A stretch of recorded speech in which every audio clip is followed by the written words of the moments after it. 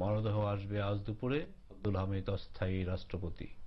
বর্ণাঢ্য কর্মময় জীবন, দুঃসময়ের কাণ্ডারী নির্ভরতার প্রতীক। 18 জনের মধ্যে রাষ্ট্রপতি নির্বাচন। দৈনিক যুগান্তর, চলে গেলেন প্রবীণ রাজনীতিক রাষ্ট্রপতি জিল্লুর রহমান, শোকে মুহ্যমান দেশ।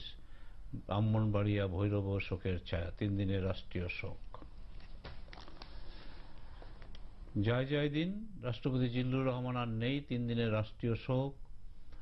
আরেকটি খবর আছে, রিজভী ফারুক আমান জেলে, 151 নেতা কর্মী রিমান্ডে।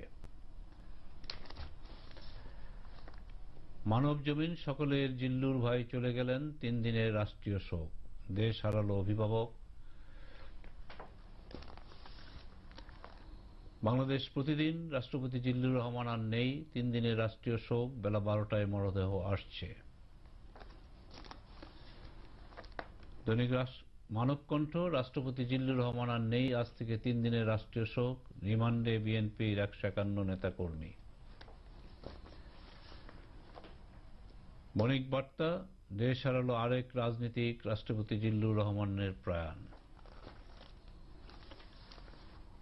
অর্থনীতি প্রতিদিন, রাষ্ট্রপতি আর নেই, সর্বস্তরে শোকের ছায়া। দৈনিক আজকালের খবর, রাষ্ট্রপতি জিল্লুর রহমান আর নেই, একটি সংগ্রামী অধ্যায়ের পরিসমাপ্তি ঘটল প্রধানমন্ত্রী। জিল্লুর রহমানের বর্ণাঢ্য জীবন। ভোরের ডাক, রাষ্ট্রপতি জিল্লুর রহমান আর নেই, প্রধানমন্ত্রী, বিরোধী দলের নেত্রী ও নেতৃবৃন্দের শোক। The independent President Jillur Rahman is no more. Jillur, a liberation war hero. Daily Sun, president Zillur passes away, এবং তার একটি স্পেশাল এডিটোরিয়াল করেছে, উই mourn him. তো ডক্টর কামরুল হাসান খান, আমরা যে খবরটি গভীর শোকের সঙ্গেই আমরা দেখলাম যে পত্রিকাগুলোতে এসছে এবং বলছে, আপনি জিল্লুর রহমান সাহেবকে সম্পর্কে আপনি খুব গভীরভাবে জানেন, তাকে সামনে থেকেও আপনি অনেকবার দেখেছেন। আমরা আপনার কাছ থেকে জানতে চাইব, তো প্রথমত যেটা হচ্ছে যে তিনি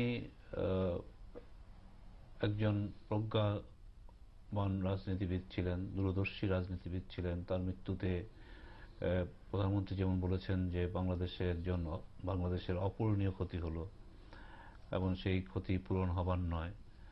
একজন ব্যক্তি হিসাবে, একজন রাজনীতিবিদ হিসাবে, এবং বিশেষত জাতির জনক বঙ্গবন্ধু শেখ মুজিবুর রহমানের একজন ঘনিষ্ঠ সহচর হিসাবে তিনি নিজেকে এমন একটা পর্যায়ে নিয়ে গিয়েছিলেন যেখানে শুধু যারা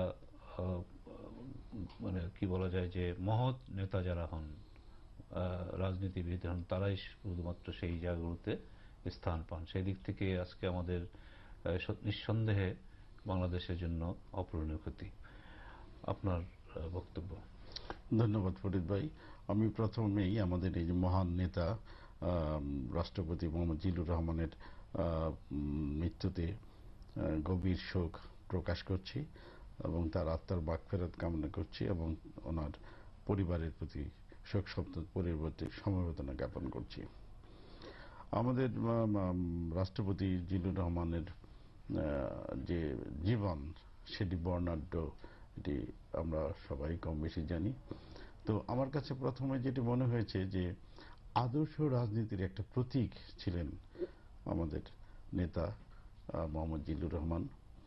যে একটা রাজনীতিবিদ সমগ্র জীবন তার আদর্শের প্রতি অবিচল থাকতে পারে, বিশেষ করে জাতির দুঃসময়ে যে ভূমিকা রাখতে পারেন, এবং ওনার ভূমিকার কারণেই এই দেশের বড় বড় ক্রাইসিসগুলি আমরা অতিক্রম করতে পেরেছি।